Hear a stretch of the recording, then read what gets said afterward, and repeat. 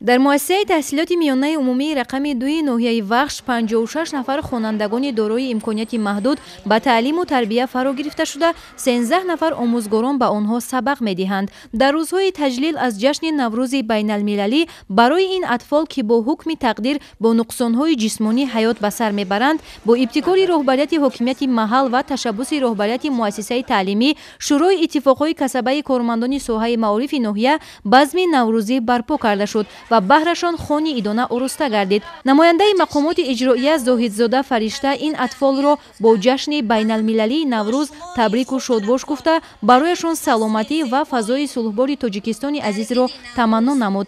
гуфта шуд, ки роҳбарияти ҳукумати мамлакат бахусус пешвои муаззами миллат дар сиёсати дурандешонаи худ дастгирии иҷтимоии табақаи ниёзманди ҷомеаро ҳадафи асосӣ қарор дода, намегузорад, ки ин қисмат эҳсоси танҳоӣ кашанд. дигар иштирокдорони чорабинӣ аз ҷумла раиси шӯрои иттифоқи касабаи кормандони соҳаи маорифи ноҳия Неъматзода Азизулло, сарвари муассисаи таълимӣ Идигул Мирзоева фикру ақидаҳои худро оид ба ҷашни Наврӯз ва дастгирии шахсони дорои имконияти маҳдуд баён намуданд. зикр гардид, ки ҷашни Наврӯзи байналмилалӣ аз зумраи ҷашнҳои сирфмиллӣ ба ҳисоб рафта, ин ҷашни қадимаро мардум бо беқарориҳои зиёд интизорӣ мекашанд ва ин ҷашни зебои баҳориро бо тозакориҳо, оростани базму суруду таронахонӣ, чеҳраҳои шоду масрур, рӯҳияи идона истиқбол мегиранд.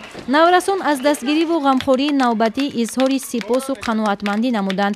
эҳсоси шукргузориву миннатдории ин атфол аз чеҳраҳои шоду масрур ва рӯҳияи идонаи онҳо бар аъло хонда мешуд.